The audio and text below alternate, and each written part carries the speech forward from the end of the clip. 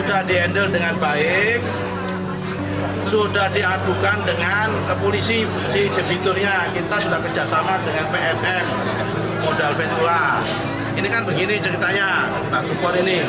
Mbak Tupon ini ditipu orang, sedangkan suruh tanda tangan. Dia nggak tahu tanda tangannya apa. Ternyata tanda tangannya ini kemudian pengalian hak. Dari pengalian hak kemudian dijaminkan ke PNM. Ya sudah, sekarang sudah kita blokir tanah sertifikat tersebut supaya nggak bisa dijual belikan untuk pengamanan dulu. Kemudian PNM sudah mengadukan yang bersangkutan ke kepolisian.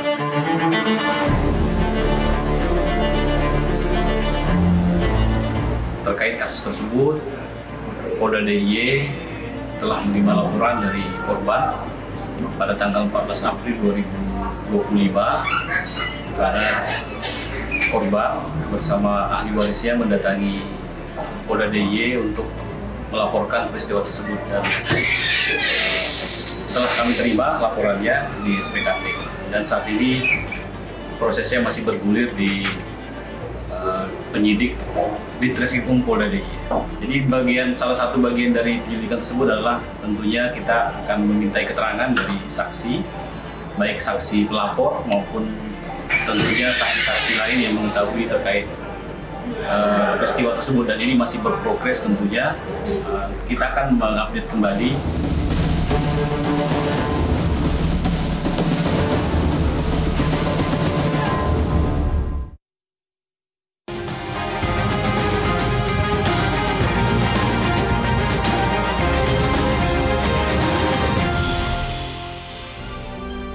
Halo, selamat malam pemirsa. Aksi mafia tanah kembali membuat resah. Kali ini Mbah Tupon, seorang kakek buta huruf yang menjadi sasaran empuk aksi licik para mafia. Tanpa bisa membaca dan hanya bermodalkan percaya, tanah Mbah Tupon berpindah kepemilikan lewat rayuan tanda tangan. Polisi mulai bertindak, ATR BPN blokir sertifikatnya. Tapi sampai kapan rakyat terus dibodohi oleh aksi keji mafia tanah ini? Dan apa jaminan dari pemerintah agar tidak kembali terjadi aksi serupa?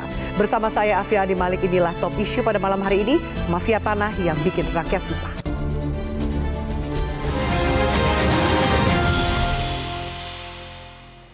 Dan pemirsa, sudah hadir di studio bersama saya anggota Ombudsman RI, Pak Dadan S. Suharmawijaya. Pak Dadan, selamat malam. Selamat malam. Terima kasih sudah hadir di Top Issue. Dan juga kami menghadirkan pakar kebijakan publik, Mas Rian Nugroho. Mas Rian, selamat malam. Malam, sehat selalu. Sehat selalu, Mas Rian. Dan juga kami mengajak narasumber yang sudah bergabung dari luar studio dan lewat sambungan Zoom. Ada Kepala Kanwil Badan Pertanahan Nasional atau BPN Daerah Istimewa Yogyakarta, Pak Doni Erwan Brilianto. Pak Doni, selamat malam. Malam Mbak Afiani. Ya, Pak Doni, terima kasih sudah hadir. Kami juga akan hadirkan Mbah Tupon didampingi oleh Heri Setiawan selaku anak dari Mbah Tupon. Mbah Tupon, Assalamualaikum Mas Heri, selamat malam. Ya, selamat malam. Baik, kami juga hadirkan kuasa hukum dari Mbah Tupon, Suki Ratnasari atau Mbak Kiki. Mbak Kiki, selamat malam. Selamat malam Mbak Afi. Baik, saya akan bertanya lebih dahulu kepada Mas Heri dan Mbah Tupon. Saat ini kondisi Mbah Tupon, Mas Heri, bagaimana kondisi kesehatan dan juga kondisi psikologis Mbah Tupon dengan adanya kasus ini, Mas Heri? Alhamdulillah, kondisi Bapak saya sekarang sudah membaik.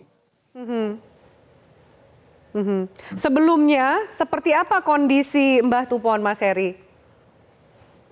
Kalau sebelumnya kondisinya ya dari pas ada kasus ini, Bapak saya ya sempat kaget dan shock.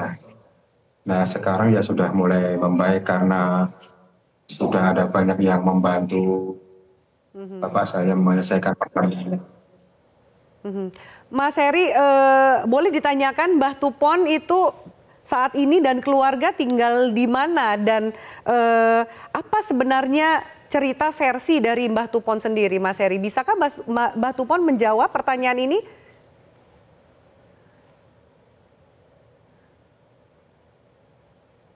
Maaf, pendengarnya Pak, saya agak berkurang soalnya kalau menjawab. Baik, berarti Mas Heri bisa mewakilkan kurang lebih ya apa jawaban dari Mbah Tupon. Jadi sejauh ini tahu dari mana bahwa ternyata Mbah Tupon, ayah dari Mas Heri ini menjadi korban penipuan atau kelicikan dari mafia tanah? Apa yang membuat akhirnya Anda merasa bahwa ini harus ada proses hukumnya? Ya, setahu saya semenjak dari pihak bank itu datang mengasih kabar soal tanah milik Bapak sudah berbalik nama atas nama Indah Fatmawati.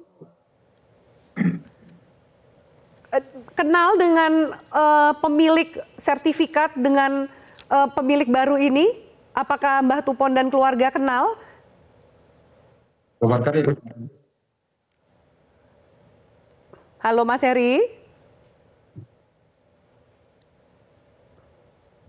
Halo Mas Heri, bisa mendengar saya?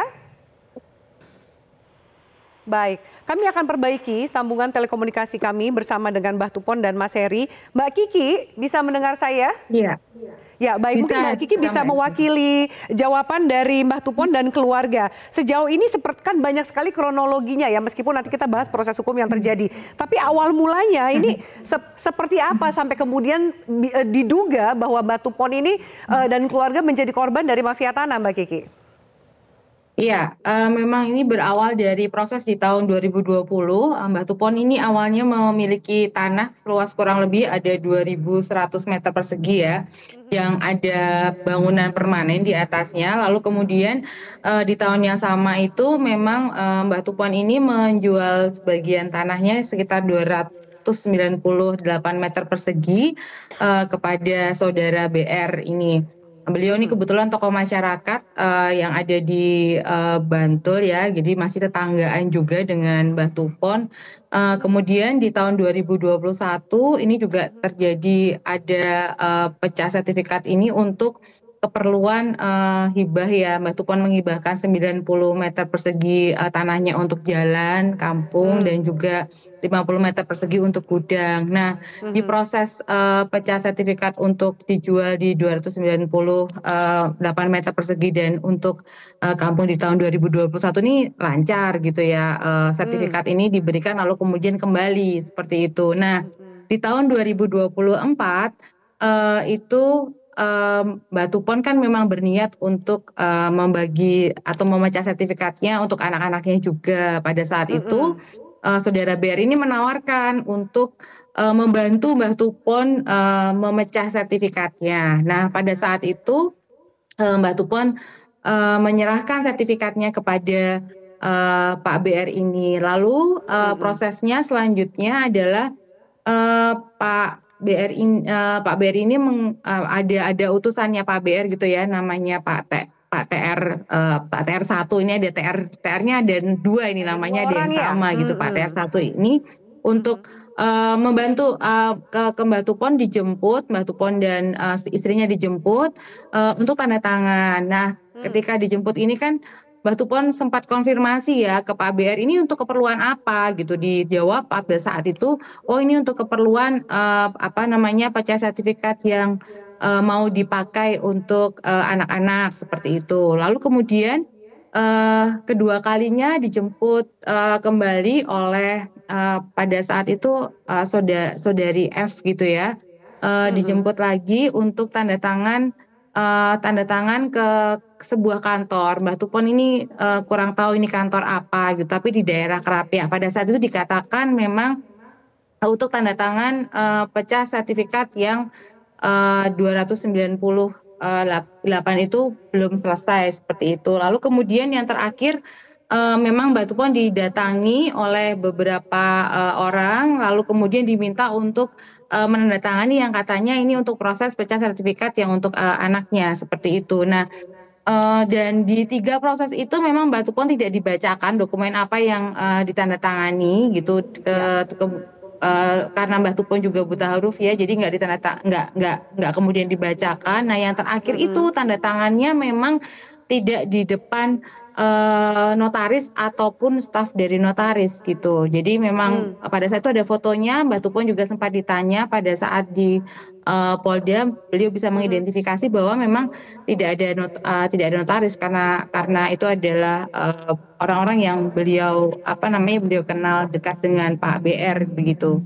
Nah, setelah itu baru di tahun 2025 ini baru tahu ketika kemudian ada pemberitahuan lelang dari PNM gitu, dan ternyata sertifikat Mbak Tupon ini sudah balik nama atas nama IF. Itu yang Mbak Tupon tidak tahu. Mbak Tupon tidak pernah merasa menjual, tidak pernah merasa mengalihkan haknya pada siapapun. Nah, tiba-tiba sudah terjadi balik nama itu, dan ini sudah kemudian pada saat itu masih dikonfirmasi ke Pak BR. Pak BR bilang tenang saja gitu, ini masih proses, masih di istilahnya ditenangkan seperti itu. Nah, ternyata terjadi lelang kedua. Nah, pada saat itulah kemudian keluarga Mbak Tupon wah ini udah nggak beres gitu ya, dan mereka memang ingin mencari keadilan di situ begitu. Iya. Baik, itu kurang lebih kronologis yang dijelaskan oleh Mbak Kiki selaku kuasa hukum dari Mbak Tupon. Mas Heri, sudah bisa mendengar suara saya dari studio? Mas Heri, iya. Ya, Mas Heri boleh nggak dibantu tanyakan ke Mbak Tupon? Nanti juga mungkin Mas Heri bisa menjelaskan jawaban Mbak Tupon seperti apa atas pertanyaan ini. Kami kan juga menghadirkan Kepala Kanwil BPN Daerah Istimewa Yogyakarta, Pak Doni. Apa yang Mbak Tupon ingin sampaikan ke Pak Doni?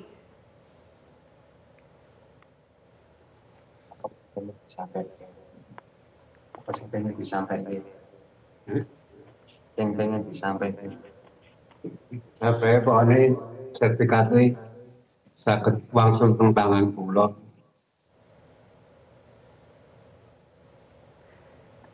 Apa bisa disampaikan Mas Heri, apa yang tadi disampaikan oleh Mbak Tupon?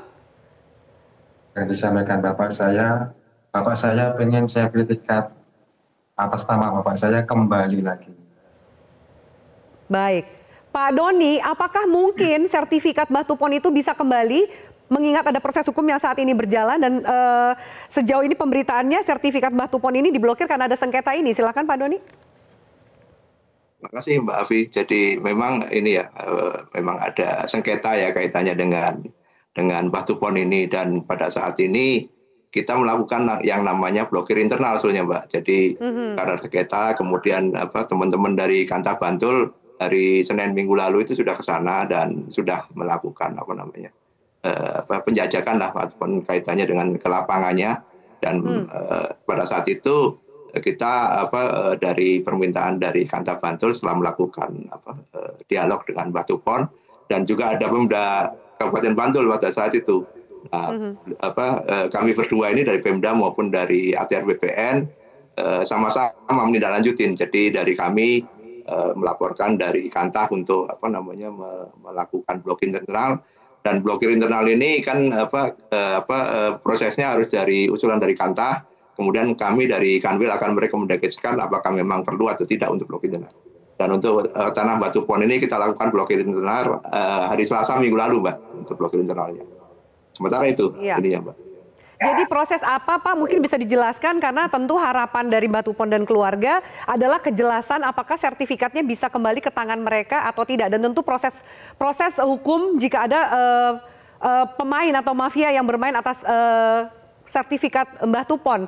Apa yang perlu ditunggu dan kira-kira berapa lama prosesnya Pak Doni? Jadi Mbak Tupon sudah melaporkan memang kejadian ini ke kepolisian tanggal 14 April ya.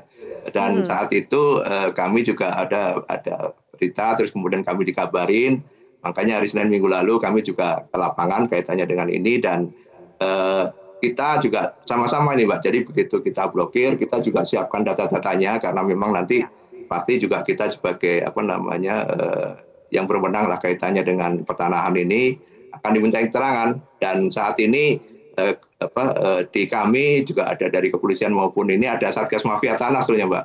Jadi ini termasuk juga TO Satgas Mafia Tanah untuk di DIY, dan kita berharap sih dengan masuknya ini sebagai target operasi di Satgas Mafia Tanah juga lebih cepat ini selesainya. Kami berharap seperti itu, Mbak. Dan kami saat ini menunggu dari pihak kepolisian, Mbak, karena memang sudah ada laporannya dan kita juga sama-sama mengikuti dari kemajuan dari pihak kepolisian. Tapi yang penting saat ini juga kita menjaga bahwa untuk lelangnya juga saat ini kita pending dari PNM Modal Venture Capital. Jadi itu juga menjadi langkah-langkah kami juga memberitahukan ada sengketa di tanah ini dan saat ini dari PNM juga menunda untuk pelelangannya. Gitu, Mbak Afi. Dari data yang dimiliki oleh pihak Bapak, Pak Doni, apakah ada dugaan awal Mbah Tupon ini adalah korban dari mafia tanah atau seperti apa, Pak? Kalau dari data kami ya, Pak, jadi memang tadi sampaikan Mbak Kiki juga, kaitannya bahwa memang di Mbah Tupon ini awalnya kan tanahnya sekitar 2.100 nih, dan kemudian mau dijual dan ada juga yang ada ada dihibahkan, diwakafkan lah untuk RT maupun gudang RT dan jalan. Betul. Nah dari situ sebenarnya yang ini langkahnya benar nih, Mbak. Jadi dari awal kemudian dipecah dan semuanya masih atas nama Mbah Tupon dan ini sudah selesai. Tapi kan kemudian yang beli tanah ini kan menawarkan nih kalau masih kurang bayarnya dari yang pembelian pertama ini untuk diwariskan. Jadi pemecahan lagi untuk yang 1.600 sisanya dari Mbah Tupon ini. Ya. Tapi yang proses kedua ini yang mungkin SOP-nya kurang pas lah menurut kami. Jadi kami juga melihat bahwa mungkin pada saat yang kedua ini kalau dari kami pengetahuan kami di lapangan kan SOP-nya itu kalau ada jual beli bahwa aktanya ataupun di notaris itu dibacakan sampai yang mau tanda tangan itu mengerti baik penjual maupun pembelinya, termasuk juga ada saksi-saksi. Nah ini mungkin juga ada beberapa prosedur yang kelihatannya dilewatin dan dilanggar lah kaitannya dengan ini. Kami juga menunggulah dengan pihak kepolisian, tapi secara umum sih mungkin seperti itu, Mbak. Kalau dari kaitan dengan tiba-tiba sertifikatnya Mbah Tupon itu berpindah ke nama yang lain. Baik.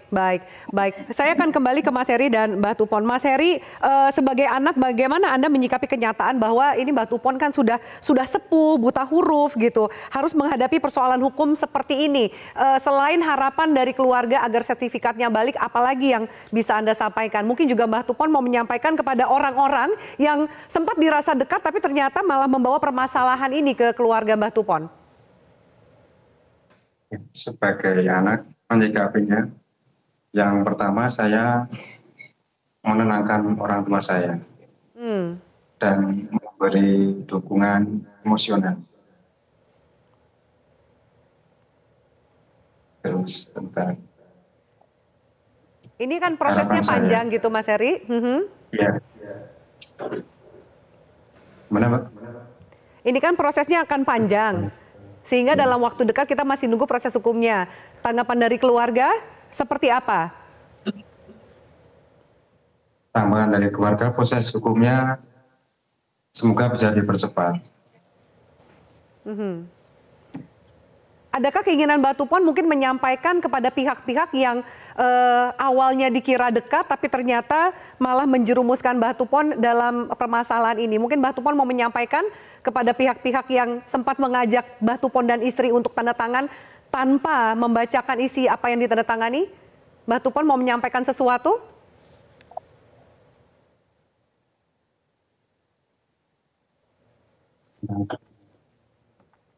Tentang itu, sampai tentang itu dikhianati mengkhianati.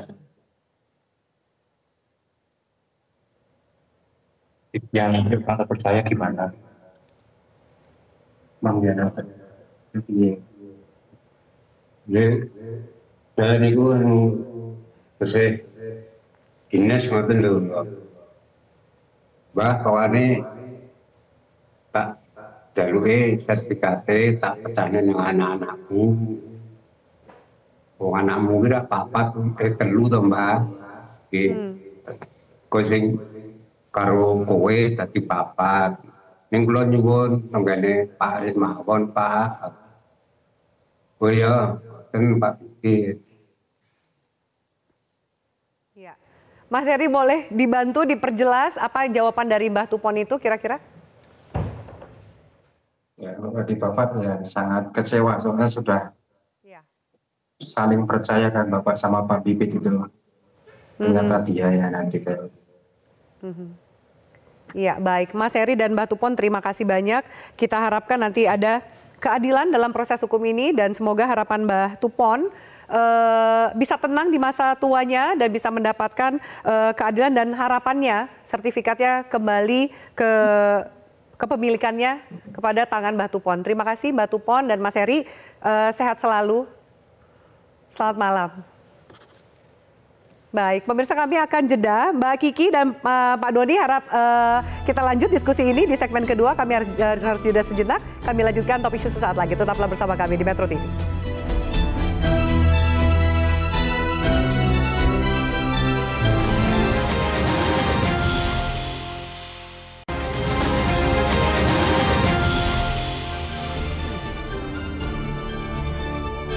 Ya baik, pemirsa kami lanjutkan. Pak Doni, jadi di 2 hari belakangan ini muncul ternyata nama yang dilaporkan oleh pihak Mbak Tupon dan keluarga yang ternyata berurusan dengan kasus yang sama. Yaitu ada Pak Brian dengan kasus yang sama, sertifikat yang kemudian berpindah nama. Apakah sudah ada update terbarunya Pak Doni? Pelakunya juga sama, inisialnya sama. Apakah kemudian ini bisa dilihat sebagai sebuah sindikat, terutama di daerah Bantul? Ya. Kami juga ada laporan juga kaitannya dengan kasus yang kedua ya, Mas Brian ini ya. Dan pelakunya sama nih. Kami juga secara kan gini Mbak, kalau di BPN ini kan kita melihatnya secara material lah. Jadi misalnya ada kayak Mbak Tupon gini, terus kemudian kita lihat ada AJB-nya. Yang AJB itu dilakukan di PPAT, Pejabat Pembuat Akta Tanah, dan kemudian tanda-tanda tangannya dengan Mbak Tupon dengan istrinya. Kemudian sama ini juga yang satunya lagi ini juga ada tanda tangannya juga. Nah ini mungkin kita juga agak susah karena secara material bukti-bukti bahwa akta jual beli itu sah dan dilakukan di hadapan PPAT, ada saksi-saksinya, kemudian dibawa ke kita, sudah dibayar pajaknya juga. Nah kemudian kan kita itu nggak bisa lah dari segi layanan masyarakat ini kemudian tidak mendaftarkan hal ini gitu, dan kita daftarkan. Nah ini ternyata begitu saat ini juga ada ada laporan-laporan bahwa ini memang pada saat mungkin pada saat akte jual belinya dilakukan itu tidak dibacakan dan tidak dipahami oleh Mbak Tupon karena memang Mbak Tupon juga mungkin ada kekurangan lah, ada disabilitas di beliau dan kemudian buta huruf. Jadi ini juga jadi celah juga itu, gitu Mbak Afi. Ya. Ini kasus yang sama, selain ada minimal ada 2 kasus yang sama gitu, Pak Doni. Apakah ternyata juga BPN menerima berita atau informasi permainan yang sama di kawasan Bantul dan sekitarnya? Kami juga sekarang memanggil untuk PPAT-nya, Mbak. Jadi kita juga ada Dewan Pengawas dan Pembina PPAT. Ini kita juga panggil, tapi tadi hari ini belum datang nih Mbak, karena kita kan manggil juga ada jangka waktunya sebelum kita panggil supaya panggilannya itu juga diterima dengan layak. Dan kita juga nanti akan panggil yang kedua kaitannya dengan kasus-kasus seperti ini, karena kan biasanya juga kita juga punya Dewan Pembina itu yang di daerah maupun di wilayah ini Mbak. Nanti kita juga akan kita periksa lah PPAT-nya Mbak. Mungkin segitu Mbak. Baik, harus diperiksa PPAT-nya. Mbak Kiki, Anda mau menambahkan ternyata kasus yang sama juga muncul dengan inisial yang sama yang dilaporkan oleh pihak Mbak Tupon. Ya, semenjak kasus ini bergulir, malah justru nggak hanya itu ya, kasusnya kami sudah menengarai ada 4 kasus serupa yang memang lokasinya dekat-dekat di wilayah Mbak Tupon. Bahkan tadi yang untuk jual beli di tahun 2020 di tanah 298 meter persegi itu pun ternyata pembelinya itu belum menerima sertifikat, padahal kalau menurut versi pembelinya sudah membayar lunas gitu kepada Pak BR ini, tapi sertifikat belum diterima seperti itu. Jadi kemudian ada kasus satu lagi, seorang ibu, kasusnya hampir sama, pembelinya itu adalah suami dari pembelinya yang dari Mbah Tupon itu yang suami dari saudara IF ini, IF ini gitu ternyata. MA. Jadi dan ya betul MA, dan kemudian dari pelakunya juga yang di lapangan itu ada saudara TR1 juga terlibat di situ. Jadi memang ada irisan ya antara pelaku satu dan pelaku yang lain gitu. Lalu kemudian kalau kalau misalnya tadi dikatakan bahwa secara administrasinya sudah benar, nah tapi kan kita harus lihat juga unsur kebenaran materialnya ya, bahwa proses-proses itu dilakukan juga dengan ada unsur penipuannya gitu. Seperti Mbak Tupon ketika kemudian dia tidak mendapatkan jaminan dari BR gitu ya. Karena setiap proses itu Mbak Tupon selalu mengkonfirmasi ke Pak BR apakah ini apakah ini dia harus melakukan, lalu kemudian divalidasi bahwa sudah tenang Mbah gitu, saya kawal gitu, tenang aja, manut aja gitu, kalau kata orang, kalau istilah bahasa Indonesianya kamu nurut aja gitu ke saya gitu, jadi tenang aja, itu pasti aman gitu. Jadi selalu dipastikan seperti itu gitu. Bahkan Mbak Tupon sendiri sebenarnya ya kalau cerita ke kuasa hukum kami, kebetulan ada tim, ada 11 orang di kami. Beliau menyesali mengapa kok saya tanda tangan, mengapa kok saya mau dengan bujukan itu gitu. Padahal waktu itu dia memang sempat merasa ragu gitu kenapa dia menanyakan kepada Pak BR. Tapi kan dengan sungguh meyakinkan bahwa itu nggak masalah, ini untuk urusan yang kemarin, lalu kemudian urusan pecah sertifikat, ya itu dilakukan oleh Mbak Tupon. Kalau tidak ada hal-hal seperti itu, Mbak Tupon juga pasti nggak akan melakukan hal itu ya, tanda tangan itu gitu. Apalagi kalau nanti dibacakan apa isinya kan begitu. Baik. Mbak Kiki, kuasa hukum sempat menyampaikan bahwa pekan depan, mungkin sekitar pekan ini akan ada nama tersangka yang muncul dari kasus ini. Sejauh mana Anda percaya bahwa proses hukum berjalan dan kemungkinan besar klien Anda yaitu Mbak Tupon dan keluarga bisa mendapatkan sertifikat mereka kembali? Ya, dukungan dari semua pihak ini cukup besar, terutama karena memang kasus ini sudah menjadi kasus publik ya Mbak gitu. Jadi Polda juga serius untuk mau menangani kasus ini. Di minggu ini dari hari Senin kemarin sampai hari Senin sampai hari Rabu ini akan dilakukan pemeriksaan terlapor, dan memang kalau kemudian bukti-bukti sudah dianggap cukup untuk bisa naik ke penyidikan, polisi akan menaikkan status dari penyelidikan ke penyidikan. Begitu kemarin disampaikan oleh Pak Tri ya, kebetulan beliau adalah Kasubdit yang memeriksa perkara ini pada saat olah TKP itu. Ada rencana dari kepolisian demikian gitu setelah mendapatkan keterangan dari para terlapor. Gitu. Baik, di sini ada anggota Ombudsman RI Pak Dadan. Pak Dadan, kalau mendengar tadi cerita dari Mbak Kiki, kemudian penjelasan dari Pak Doni gitu selaku BPN dari DIY Daerah Istimewa Yogyakarta, apa yang bisa Anda sampaikan? Dan BPN tentu juga ya mereka mungkin caranya sudah benar, legal secara administratif gitu, tapi ternyata di balik itu ada cara-cara penipuan yang dilakukan. Ya. Saya kira kalau untuk kasus Mbah Tupon ini dari konstruksi yang dijelaskan kuasa hukum tadi ya, dan Pak Doni juga, saya melihat memang ini unsur pidananya sangat kental ya. Tinggal bagaimana Polda ya dan penegak hukum bisa membuktikan ini. Tapi yang jadi problem sebetulnya tindak lanjut ya.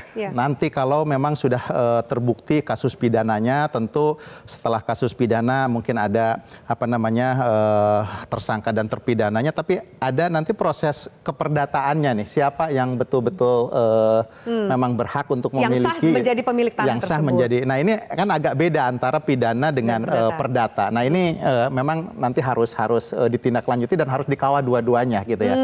Bisa saja dalam banyak kasus pidananya orang dihukum dan sebagainya, tapi masalah keperdataannya melayang begitu saja gitu. Ada juga yang seperti ini memang harus dikawal. Jadi mungkin Kanwil BPN berserta Kantah tentu ketika melakukan pemblokiran nanti ya harus sampai ujung keperdataannya juga selesai gitu, baru dibuka blokirnya setelah terbukti siapa yang memang sah ya secara hukum menjadi pemilik. Nah tapi di luar persoalan itu memang kasus yang semacam ini ya, mafia tanah itu banyak celahnya ya. Ini kebetulan kan jual beli perorangan gitu ya. Ada juga proses-proses lain yang memang mafia tanah itu banyak bermain di sana. Misalkan kasus pembebasan lahan gitu ya. Kemudian juga kasus proyek pemerintah juga ya, ketika pengadaan itu ada mafianya juga ada gitu ya. Banyak sekali. Kemudian juga saya pernah nanganin kasus di Jawa Timur, itu program sertifikasi massal ya. Sertifikasi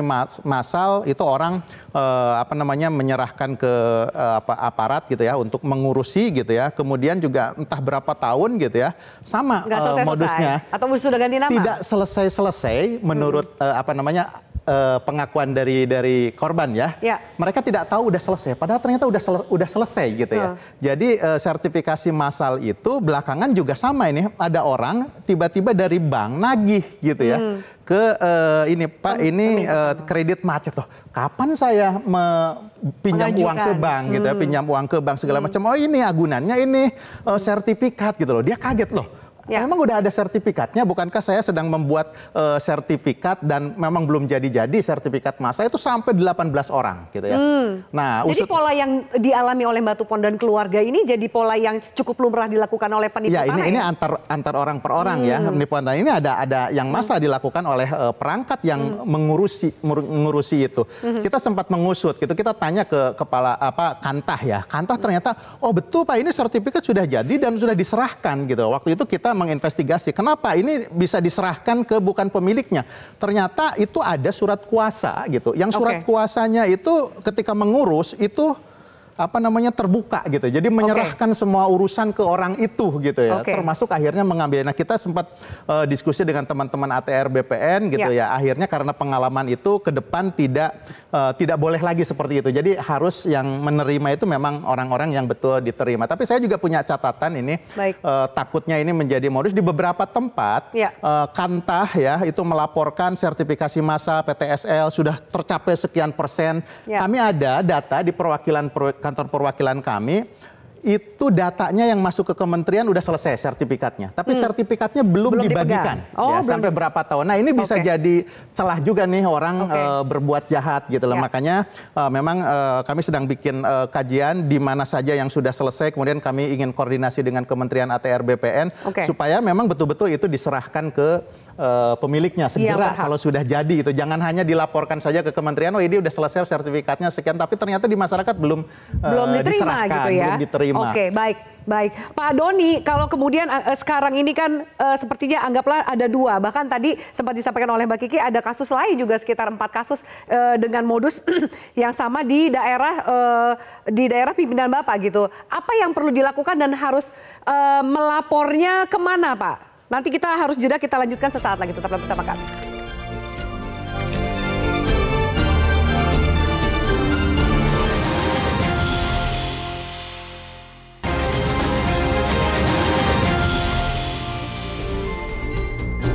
Ya, baik pemirsa, kami lanjutkan. Tadi Pak Dadan sempat menyarankan bahwa jangan cuma urus pidananya aja, tapi urus juga perdatanya. Mbak Kiki mau menanggapi atau ada pertanyaan untuk Pak Dadan, perwakilan dari Ombudsman? Iya. Oke, baik. Saya ini mumpung ada Pak Dadan, saya mau bertanya gitu. Kalau kemudian ini prosesnya pidana lalu perdata itu kan cukup panjang ya Pak. Gimana kemungkinan ketika kasus ini bisa menjadi kasus pidana administratif gitu. Jadi ketika pidananya terbukti, karena ini masih kurang 5 tahun ya sejak balik namanya Mbak Tupon ke IF ini, apakah masih bisa itu diupayakan untuk pidana administratifnya itu karena masih dalam penguasaan BPN kalau kurang dari 5 tahun ya kalau nggak salah Pak Doni gitu. Baik, makasih Mbak. Bisa dijawab? Terima kasih Mbak Kiki. Bisa dijawab Pak Dadan? Iya, saya kira begini. Ini ada pelakunya ya, nanti bisa kelihatan pelakunya siapa gitu ya. Nah terkait dengan yang durasi 5 tahun, memang mungkin nanti Pak Doni juga bisa menyampaikan. Di bawah 5 tahun sebetulnya Kementerian ATR BPN masih bisa membatalkan itu gitu ya. Tapi di atas 5 tahun ada peraturan kepala BPN-nya yang memang harus putusan pengadilannya yang dijadikan rujukan. Tapi saya melihat begini gitu ya. Dalam kasus ini nanti bisa saja kalau memang terbukti ya ada kesalahan-kesalahan yang dilakukan oleh internal ATR BPN bisa melakukan koreksi gitu. Tapi dari konstruksi kasus yang disampaikan, saya melihat di sini unsur pidananya lebih banyak di orang per orang, di pelaku gitu ya. Jadi yang ini yang pidana murninya gitu yang tentu kalau pidana administratif ini kan menyasarnya ke penyelenggara negara nih gitu lah. Sementara penyelenggara negaranya di sini kan unsur perbuatan pidananya belum kelihatan, bahkan masih tidak kelihatan ya. karena pendaftaran, kecuali nanti memang ada dengan oknum kerjasama dan sebagainya terbukti di sana. Tapi di sisi ATR BPN karena masih di bawah 5 tahun, memang per BPN-nya itu masih memungkinkan untuk di internal membatalkan. Tapi ini juga harus dilihat putusan pengadilan pidananya itu nanti gitu ya. Dari proses hukum ini berarti dari ya, proses masih hukum menunggu. ini seperti apa gitu. Nah, sementara kalau pidana administratif untuk si itu pelaku yang dari perorangan kan nggak ada gitu. Berarti kan itu tetap harus ada proses keperdataan. Nah, yang harus dikawal nanti adalah proses di peradilannya gitu. Karena problem mafia tanah ini kan bukan hanya problem di para pihak yang ini yang bertransaksi kemudian di pemerintah ATR BPN, bukan hanya di situ aja problemnya ya, oknum-oknumnya, tapi juga di pengadilan juga banyak oknum-oknum gitu yang memang harus ya dikawal betul bagaimana supaya proses peradilannya ya betul-betul mencerminkan keadilan yang sesungguhnya. Oke, baik. Saya ke Mas Rian sebelum Pak Doni jawab tadi pertanyaan Mbak Kiki soal mekanisme ke depannya di bawah 5 tahun atau di atas 5 tahun. Mas Rian, jadi sebenarnya kalau Mas lihat sebagai pakar kebijakan publik melihat ini sumber permasalahannya di mana? Karena kan sepertinya kasus mafia tanah ini nggak selesai-selesai dan muncul terus. Sayang sekali kalau kemudian menyasar orang tua seperti Batu Pon ini. Jadi gini, pertama kali mindsetnya bahwa mungkin yang paling penting ya, yang paling penting dan paling mahal di dunia itu tanah. Kenapa? Tuhan cuma bikin satu bumi, nggak pernah nambah. Yang kedua, kementerian yang paling berat kerjanya bukan keuangan, ATR BPN. Bayangkan ya, kita punya 2 juta kilometer persegi. Itu kalau dikalikan meter persegi, 2 triliun meter persegi itu. Itu sangat nggak mudah. Dikasih jenderal, Pak Ajanto, nggak selesai. Dikasih Mas yang putranya presiden, nggak selesai. Mas nah, jadi untuk memimpin ATR BPN adalah seorang ahli hukum yang mumpuni. Bukan hukum korporasi, kalau Pak Sofyan itu hukum korporasi itu nggak bisa. Jadi ini kerjaan besar loh, ini menyangkut yang namanya bahwa negara itu melindungi tumpah darah, ya ini. Tapi saya sedih ketika Mas Rian sempat menyampaikan. Pertama dulu nih. Kedua, kita sekarang berbicara masalah hukum ya, kedua hukum. Lihat ya, kalau kita belajar hukum di Indonesia, paradigma hukum kita adalah paradigma hukum murni, namanya Hans Kelsen. Artinya itu hukum nggak mau dimasukin apa saja. Nggak ada empati, nggak ada politik, nggak ada. Yang ngelawan itu namanya Pak Sacipto yang dari Undip, kalah juga. Jadi kayak gini nggak bakal menang karena di dasarnya adalah bukti-bukti material akan bertahun-tahun. Jadi sebenarnya BPN ATR ini harus mengembangkan hukum yang berbeda dengan hukum yang diajarkan di kelas-kelas hukum itu. Nah kalau perspektifnya bukan seperti itu sampai kapanpun nggak bakal selesai, pasti kalah itu. Kena coba ya. Semua transaksi ada bukti materialnya. Di mana dibuktikan lagi? Nggak mungkin, ini susah sekali. Untuk kasus Batu Pon Anda lihat bahwa berat sekali. Panjang. Misalnya saya udah membeli ya. Ada transaksi, bukti-bukti materai. Itu nggak bisa dikalahkan dengan mudah loh itu. Pengadilan memenangkan saya. Kenapa? Bukti material ada. Itu masalah ketidaktahuan kan. Di dalam hukum ketika Anda nggak tahu, Anda dianggap tahu gitu loh. Nah ini terjadi karena kita hukumnya Hans Kelsen. Jadi problemnya sejak paradigma hukum yang diajarkan kepada praktisi hukum sudah salah. Ini adalah model hukum yang diajarkan di Amerika, di Harvard, yang di Amerika nggak mungkin dikasih. Jadi di situ nggak ada empati, nggak ada. Kita dengan cara kayak gini nggak masuk. Karena di pengadilan nggak ada kayak gini. Yang ada adalah hukum murni, bukti-bukti formal, and the others gone. Makanya kalau gini caranya adalah bagaimana yang namanya politik hukum masuk. Yang hari itu namanya Pak Mahfud MD itu. Jadi minta Pak Mahfud bisa jadi advisernya. Kalau nggak selesai. And this is a lot of problem loh. Ini baru Jawa. Di luar Jawa saya menemukan ribuan. Dan menyerah saja.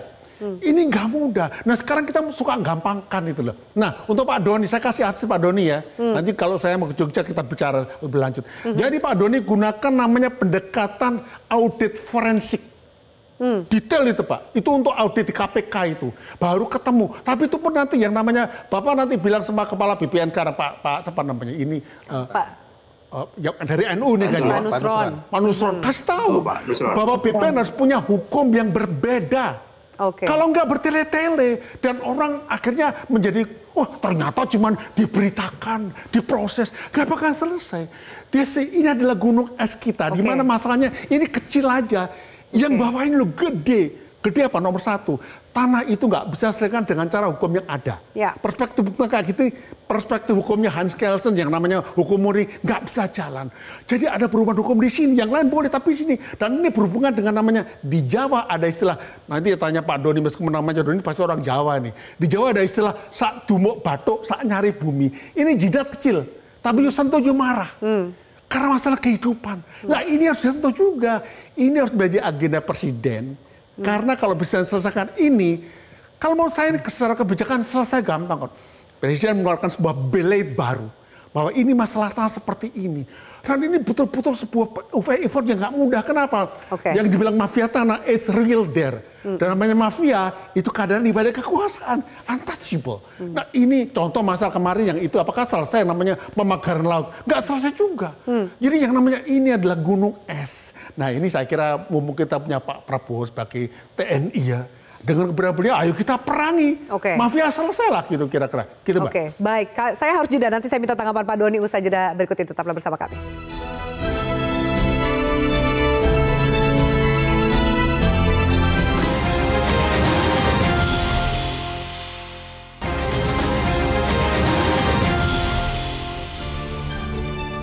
Ya, Pak Doni, kita nantikan jawaban Anda. Kira-kira bisa nggak, tadi pertanyaan dari Mbak Kiki ke Pak Dadan, bisa nggak dilakukan pidana administratif untuk kasus Batu Pon ini? Seperti apa jawaban dan pandangan dari BPN, Pak Doni?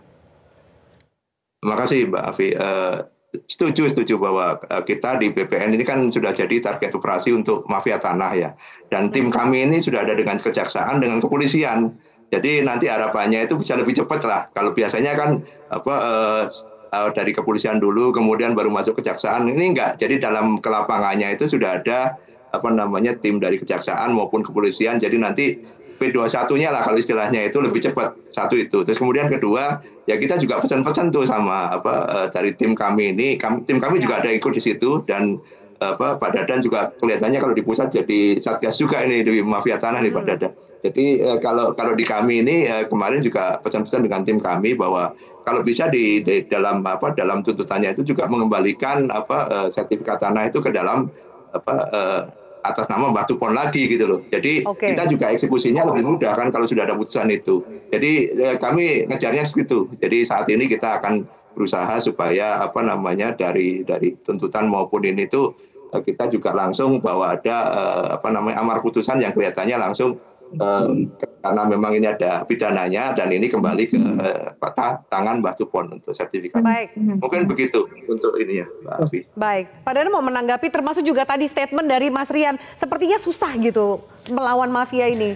Ya, bagaimanapun sebetulnya kan ada ruang ya, ruang putusan gitu, yang ada di tangan hakim gitu ya. Hakim mewakili Tuhan kan dalam proses peradilan itu. Nah, disinilah letak esensi keadilannya ya. Kalau memang di dalamnya nanti misalkan di pidananya juga langsung sekaligus amar putusannya komplit gitu ya, dan menyatakan bahwa karena memang hasil dari produk pidana misalkan, maka otomatis dinyatakan juga bahwa ini hak miliknya kembali ke tangan Mbah Tupon gitu ya. Itu terobosan hukum seperti itu bisa saja gitu ya.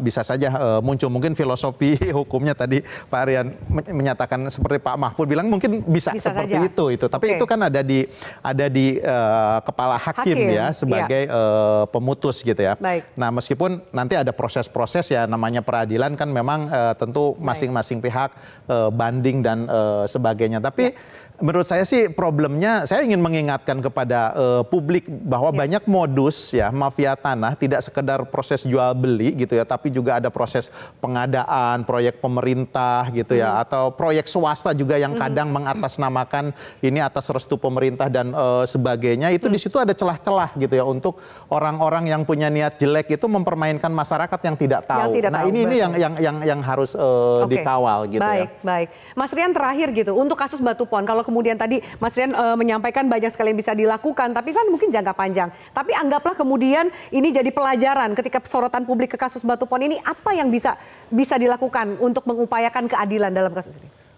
Ini nanti leadernya aja ya. Pak Doni. Jadi Pak Doni buatlah ini sebagai satu kasus nasional khusus Jogja dan selesaikan dengan baik dan adil. Kenapa seperti itu? Sangat mungkin. Jogja itu punya raja, sangat dihormati. Gunakan itu. Kalau ini berhasil akan menjadi jurisprudensi nasional. Jadi sekarang kita sangat berharap pada Pak Doni sebagai pahlawan di era modern, Pak. Kita dukung Bapak ini, Pak. Oke, baik. Terima kasih banyak Mbak Kiki, Pak Doni. Kita nantikan update terbaru dari perkembangan kasus ini. Semoga keadilan bisa berpihak kepada yang berhak. Dan Pak Dadan, terima kasih banyak. Mas Rian, terima kasih banyak untuk diskusi kita. Kita kawal bersama proses hukum ini. Dan juga pemirsa, mafia tanah beraksi dengan modus yang rapi, ternyata menyasar yang lemah. Celah hukum menjadi alat, tanda tangan berubah menjadi jerat. Jika negara terus anggap ini masalah sepele, jangan harap ada keadilan dan tanah berubah menjadi duka, bukan lagi tempat untuk tinggal warga. Saya Afian Malik undur diri. Selamat malam. Sampai jumpa.